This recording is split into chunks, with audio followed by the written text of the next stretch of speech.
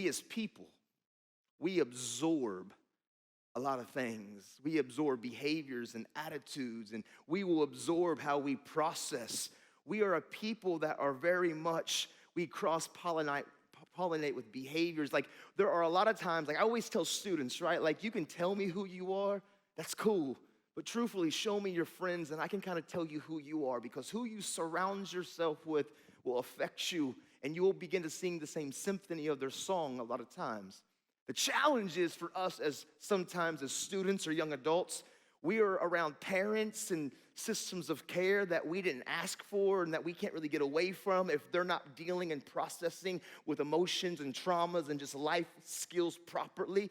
And so it's challenging for some of us, man, that we're around maybe family members and people that we are kind of growing up with that maybe they're not dealing properly with their emotions and traumas and their attitudes and their behaviors. See, my dad didn't mean to teach me necessarily how to navigate trauma and adversity. I learned to deal with pressure the way that Dad dealt with pressure. You know, well before COVID, I was talking about the social and the emotional mask. It's the fake face, it's the fake smile. It's going through the motion, and on the surface, everything looks just like it's fine, but when no one's around you, you're screaming, but you're silent.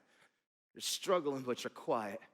Because I began to realize this to do how my father and my mom did bad and tough and difficult things. Like, we don't talk about it, we don't let anybody in.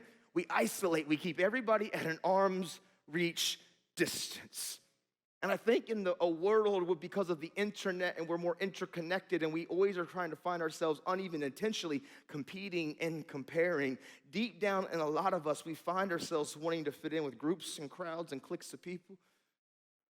And so for me, because I cared so much about what everybody else thought about me, and as I was kind of watching how mom and dad dealt with adversity, I kind of caught one of their habits too, that fake face, that fake smile.